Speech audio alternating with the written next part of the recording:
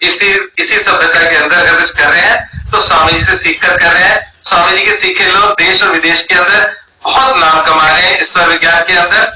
तो मैं चाहूंगा कि अब बहुत ज्यादा समय ना खराब करके सीधा हम स्वामी जी की तरफ ही चलते हैं।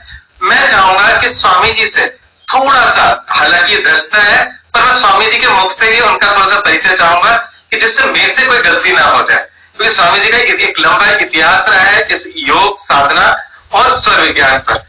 तो कहां से शुरू हुई और कैसे इनके जीवन में ये सब कुछ आया। जिस युग के अंदर लोग कंप्यूटर इंजीनियर बनना चाहते हैं, जिस युग में लोग आईएएस ऑफिसर बनना चाहते हैं, स्वामी जी वेल एजुकेटेड व्यक्ति होकर इन्होंने इस विद्या को क्यों चुना और इस विद्या से क्या क्या संसार के आयाम खुल सकते हैं, सब बातों पे क्रमशः हम चर्चा करेंगे। तो अब मैं अपनी वाणी पे विराम देकर सीधा स्वामी जी की तरफ जाता हूँ। पहले तो स्वामी जी मेरा प्रणाम स्वीकार करें। बहुत बहुत धन्यवाद कि आपने मुझे और हमारे सुनने वाले सभी दर्शकों को समय दिया। ये मेरा और शायद सभी दर्शकों का सौभाग्य है। तो मैं चाहूंगा कि थोड़ा सा आपकी जो साधना की जो जर्नी है, जो आपने इस स्थिति तक जब आप पहुंचे, तो वो कहां से शुरू हुई। ये इंटरेस्ट जब लोगों के जीवन में दूसरे इंटरेस्ट होते हैं और आपने इसे अपने जीवन का इंटरेस्ट ही नहीं, इसको अपनी साधना बना ली, वो सफर के बारे में थोड़ा सा बताएं आप सब। नमो नारायण। ये हमारा भी सौभाग्य है कि आज हम आपके बीच में हैं और हमें अपने अनुभव हैं उसको आपके साथ साझा करने का मौका मिल रहा है। तो इस तरह से हम बहुत कृपा पात्र हैं और हम आपको धन्यवाद देते हैं कि आप हमें ऐसा अपॉर्चुनिटी दे रहे हैं। हमारा जो बचपन है वो ऐसे वातावरण में गुजरा कि हमारे जो ग्रैंडफादर थे वो पढ़े लिखे नहीं थे, लेकिन वो पूरे रामायण को बाय हार्ट जानते थे। तो वो कभी राम कथाओं में जाया करते थे। बड़े बड़े योगी और साधु के यज्ञ हुआ करते थे उनके गुरु के, तो उसमें हमको ले जाते थे 4 साल की उम्र में, उससे भी कम उम्र में हम उनके साथ जाते थे। भजन कीर्तन नवा पारायण हुआ करता था। तो वैसे तो संस्कार बड़े बचपन से ही। फिर जब मैं स्कूल में हुआ तो हमारे अंदर एक तीव्र इच्छा है कि इन विद्याओं को जो पढ़ा करते थे, कुंडलिनी जागरण और बहुत सारे जो हमारे आदि गुरु सब हुए हैं, बड़े बड़े योगी हुए हैं, हमारे गुरु हुए हैं और प्राचीन काल में, उनको पढ़ने के बाद हमारे अंदर बहुत तीव्र इच्छा हुई कि इन विद्याओं को जानना चाहिए। यही जीवन का लक्ष्य होना चाहिए, क्योंकि इनको जान के ही हम सब कुछ जान सकते हैं। तो बहुत कम रूम में वो जिज्ञासा प्रकट हुई। फिर स्कूल में है, स्कूल से फिर हम कॉलेज में चले गए थोड़ा बहुत जानकारी लेते हुए। बट हमारी साधना चलती रही कुछ ना कुछ। फिर एक टाइम आया कि हम गुरु के खोज में निकल गए।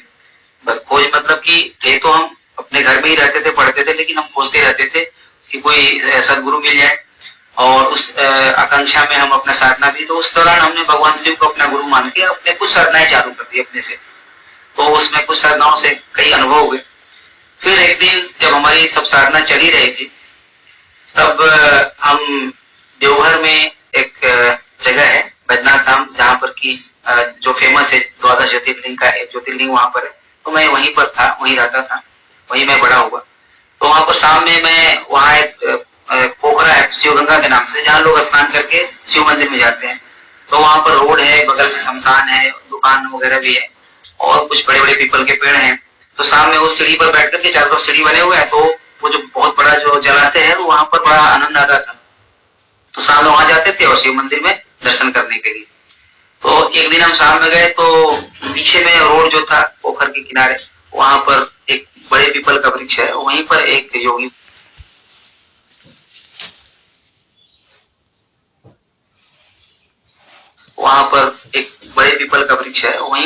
योगी महात्मा बैठे थे, जिनका सिर में बड़े बड़े जटाएं थी, के चेहरे पर तेज था और वो जो भस्म लपेटे हुए थे और बैठ करके अपना ध्यान में थे, बैठे हुए थे वहां पर। तो उन पर बार बार मेरा आकर्षण हो रहा था, जा रहा था ध्यान। और उस दौरान उन्होंने हमको देखा तो उन्होंने ऐसे करके हमें बुलाया। तो ऐसे भी तो हम गुरु के तलाश में थे, हमको लगा कि हम इसीलिए देख रहे थे कि जाके कुछ उनसे ज्ञान अर्जन करें। तो जब उनके पास जब हम गए, उनको प्रणाम किए, तो वो बैठाए कि बैठो, और उन्होंने पूछा कि तुम स्वर ज्ञान जानते हो? तो हमने कहा बिल्कुल नहीं, सुना ही नहीं है। हम तो योग के बारे में जानते हैं, पतंजलि योग सूत्र क्या है, भगवत गीता में कुछ योग की विद्याएं हैं जिसको हम पढ़ते हैं, अभी पढ़ रहे हैं, तो जानने की कोशिश कर रहे हैं। ये सब पुस्तकों के बारे में और इन योगों के बारे में जानते हैं, हठ योग के बारे में जानते हैं, ये तो हमने सुना ही नहीं है। तो उन्होंने कहा कि नहीं नहीं, तुम भूल गए हो, हम बोले कि नहीं, हम कभी पढ़े नहीं। तो उनका आशय होगा पूर्व जन्म वगैरह से।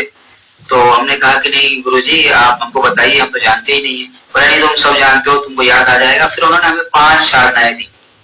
अब उन साधनाओं की चर्चा तो हम यहाँ नहीं करेंगे। तो उन्होंने 5 साधनाएं दी और लगभग हमारा उनके साथ संवाद रहा आधे घंटे का। चूंकि हम ऑलरेडी योग साधनाएं हम कर रहे थे उस समय, तो हमको ये सब चीजों का बहुत ज्ञान था। ये तत्व है, ये जो नाड़ी चक्र है, तो वो हमारे लिए आसान हो गया। जब उन्होंने सब बताया तो बहुत आसानी से हम उसको समझ पाए। फिर उन्होंने कहा कि 3 दिन तक साधना कीजिए और उसके बाद 3 दिन के बाद जब आपके अंदर कोई प्रश्न आता है, और उन्होंने एक बुक भी दिया शिव सौरोदय करके, वो बनारस के पब्लिकेशन का पुराना था, संस्कृत हिंदी अनुवाद, कहा कि इसको भी पढ़ लेना और उसके बाद में कोई प्रश्न आएगा तो 3 दिन के बाद यहाँ पर आना, उसके पहले मत आना। तो हमने इन साधनाओं को किया, उससे कई अनुभव भी हुए। वो क्रियाओं से, क्रियाएं थे कुछ, वो अंदरूनी कुछ तत्वों से और प्राण की कुछ प्रैक्टिसेस से। तो उसके बाद फिर क्या हुआ कि हमारे अंदर बहुत सारे प्रश्न उठे और उस बुक को हम 3 बार पढ़ गए पूरी तरह से, इतना जिज्ञासा था। और हमने कई प्रश्न लिखे, बहुत सारे प्रश्नों को लेकर के हमको लगा कि अब गुरु जी से सारा मेरा प्रश्न का समाधान हो ही जाएगा। हम वहां पहुंच गए। जब वहां पहुंचे तो उनको हम नहीं पाए वहां पर, उस जगह पर। तो हम सोचे कहीं इधर उधर गए होंगे। हमें क्या मालूम था कि वो वहां पर नहीं आए थे, या कुछ ऐसा उनका मैनिफेस्टेशन हुआ था।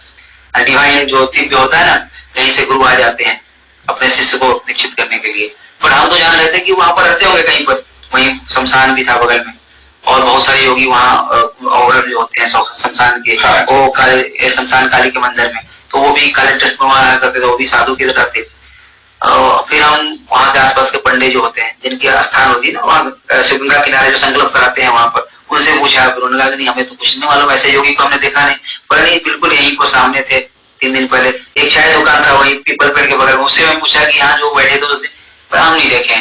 तो ऐसे करते करते हम आगे चले गए। फिर शमशान के बाबा से पूछे तो वो बोले यहाँ तो बहुत साधक आते हैं, जैसा तुम बोल रहे हो वैसा कोई योगी तो हम नहीं देखे हैं 3-4 दिन के अंदर में। हो सकता है कोई साधना के लिए आया हो, ये तो दिव्य जगह है और सिद्ध क्षेत्र है, तो शमशान में जाकर देख लो। तो जब अंदर गए तो डेड बॉडी जल रहा था, उनके परिवार वाले थे, पूरा शमशान घूम गए, कहीं वो नजर नहीं आए। फिर करीब 2-3-4 घंटे चारों तरफ उनका भ्रमण किया, लेकिन मिले नहीं वो। फिर उन्होंने उस स्थान को प्रणाम करके जो साधना दिए थे वो करते गए, तो चीजें अपने आप प्रकट होती चली गई। जो स्वर की जो गुण, जो हमने कोई कभी कभी हम पढ़ने लगे स्वर शास्त्र को और उनके श्लोक को, तो उसके अंदर की छिपी हुई जो रहस्य थे ना, वो प्रकट होने लगे। हम जो लिटरल मीनिंग समझते हैं कोई भी शास्त्र को, उसका मीनिंग वैसे नहीं होता है वस्तुतः, उसके अंदर कई चीजें छिपी होती है। तो वो सब चीजें प्रकट होने लगी और फिर हमें नई नई साधनाएं मिलने लगी शास्त्रों से, और फिर हमें खुद के अनुभव से करते गए तो बहुत सारे रहस्य खुलते गए। फिर 2004 में हमारे गुरुजी जिन्होंने दीक्षा दिया था, वो उसी बीच में हम जो है मुंगेर चले गए, जहाँ पर कि विश्व का पहला योग मस्जिद था। हमने वहां पर योग से MSc भी किया, और उस दौरान सब होते होते फिर हम बेंगलोर पहुंच गए। बेंगलोर में जब मैं था तो 2004 में एक हमें ऐसा स्वप्न आया जो कि बहुत ही जीवंत था, वो स्वप्न की तरह नहीं था। वही गुरुजी जिन्होंने हमें स्वर की दीक्षा दी थी, वो मेरे सामने प्रकट हुए, और वहां पर वो बैठ करके कई चीजों को हमने सिखाया, कई क्रियाएं सिखाई उस स्वप्न में, और उन्होंने हमें महाकाल विद्या दिया। उसकी दीक्षा उस स्वप्न में महाकाल विद्या की, और उन्होंने बताया कि ये स्वर विद्या, उसी समय बताया कि महाकाल विद्या है और इसकी ये रूपरेखा है, सृष्टि को ये संचालित करती है और काल को नियंत्रित करती है, और स्वर के माध्यम से पूरी सृष्टि में जो भी घटनाएं हो रही हैं अपने संबंध में मनुष्य उसको नियंत्रित कर सकता है इस महाकाल विद्या से। और उन्होंने और क्रियाएं सिखाई, और उन्होंने कहा कि ये क्रियाएं तो सिर्फ तुम्हारे लिए है जो संबंधित थी कुछ अंदरूनी क्रियाओं से, और फिर कहा कि अब तुम इसको दुनिया को सिखाना है। और कलयुग में लोग बहुत परेशान हैं, तो बहुत सारे कंफ्यूजन हैं, बहुत सारे आडंबर भी हैं, और कहीं सही संत भी हैं, सब कुछ चल रहा है। तो उसी बीच में ये जो स्वर विज्ञान है ये बहुत ही उपयोगी है, और इससे तत्क्षण लाभ मिलेगा लोगों को, तो लोगों का जीवन का उत्थान होगा, कलयुग में बहुत जरूरी है, ये बहुत फल देने वाला है कलयुग में। और उसके बाद हमने सिखाना शुरू किया। उन्होंने ये भी हमको दायित्व दिया कि कोई अगर आके बोले कि गुप्त ज्ञान है आप क्यों सिखा रहे हो, तो उन्होंने कहा कि हमारे गुरु का आदेश बोल करके, कोई योगी बोलेंगे भी तो भी आप बोलना मेरे गुरु का आदेश है, मैं सिखा रहा हूँ। और इस तरीके से उस समय से हम इसको लोगों के बीच बांटने लगे। आपकी बातों से एक बात तो क्लियर है, गीता के अंदर जब अर्जुन ने प्रश्न किया कि कोई व्यक्ति योग साधना करते करते अगर मृत्यु को प्राप्त हो जाए तो क्या होगा, तो भगवान कृष्ण ने कहा कि वो अपनी साधना को अपने अगले जन्म तक लेके जाएगा, उस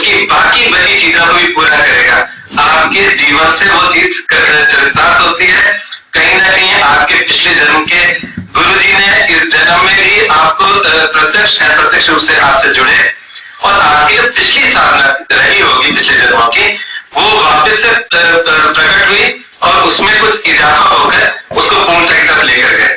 तो कहीं ना कहीं हमारे जो सिद्धांत है पुनर्जन्म के और इन साधनाओं के, वो पूर्णतः आपके इसके अंदर फलीभूत होते हैं आपके जीवन के कार्य में। आज जब मैं स्वामी से मिला, बड़े दिनों बाद मुलाकात हुई, एक लंबे समय बाद मुलाकात हुई, तो सबसे पहले हमारी चर्चा समसामयिक परेशानियों पर हुई। पूरी कोरोना काल के बाद मेरी भी पहली यात्रा थी और इस समय सभी लोग ग्रस्त हैं कोरोना से। तो मैंने स्वामी जी से कहा कि मैं बहुत डरा हुआ था जब मैं आ रहा था, पूरा जो हवाई जहाज था खचाखच भरा हुआ था। मैंने अपने मास्क लगा के, शील्ड लगाकर, फिर भी अपने ईश्वर का नाम जपते हुए कि कहीं कुछ कैजुअलिटी ना हो जाए। तो इस डर के साथ मैं इस यात्रा पर आया। तो स्वामी जी ने कहा कि मेरे और मेरे शिष्य जितने भी हैं, जिनको मैंने ये विद्या सिखाई है, वो बड़े अच्छे से जीवन के सारे कार्य कर रहे हैं, क्योंकि अंदर जो प्राण शक्ति है, जो स्वर विज्ञान से जिसको उन्होंने जागृत किया है, वो उससे अपनी ऐसी बीमारियों को मात देने में सक्षम हो जाते हैं। तो ये बात तो मैंने अभी जब शुरुआत इनसे हुई थी, तो मुझे लगा कि आज इस बारे में तो हम सब भी जानना चाहेंगे, जितने भी संसार के लोग हैं, इन त्रासदियों से समय समय पे कैसे बचाव किया जाए, कैसे हम अपनी प्राण शक्ति को और बढ़ा सकें, कैसे हम स्वर विज्ञान की उन गुण अगर स्वामी जी देना चाहें हम सबके बीच में इस तरह के कुछ टिप्स, तो हम लेने में इच्छुक है स्वामी जी कि आज इस समय जो सृष्टि में इतनी परेशानी चल रही है कोरोना की और उसका कोई अंत नहीं दिख रहा, तो एक आम साधारण व्यक्ति ऐसी क्या साधना है, ऐसा क्या कार्य करे जो अपने आप को थोड़ा सा इम्यूनिटी बढ़ा सके और इस महामारी का सामना कर सके।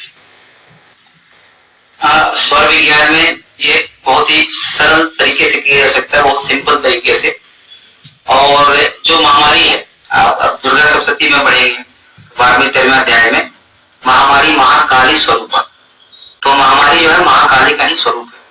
वो महाकाली क्या है? वो काल है, वो एक ऊर्जा है जो प्रकट होती है सृष्टि में और कुछ कारणों से, संतुलन से भी तो ये चीजें आती हैं और इससे कई बार बहुत सारी दुर्घटनाएं होती हैं। उससे सृष्टि में एक तरह से संतुलन स्थापित करने के लिए होता है, लेकिन लोगों को काफी कष्ट होता है जब महामारी आती है और ये आती रहती है हमेशा।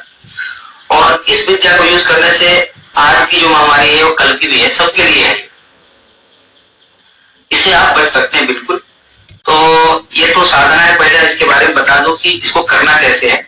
सबसे पहले तो आपको ये जानना चाहिए कि हमारी पूरी जो जीवन है वो स्वर से संचालित होती है और हम ज्यादा डिटेल में नहीं जाएंगे, तो खाली आपको शॉर्ट में बताते हैं। 3 स्वर होते हैं।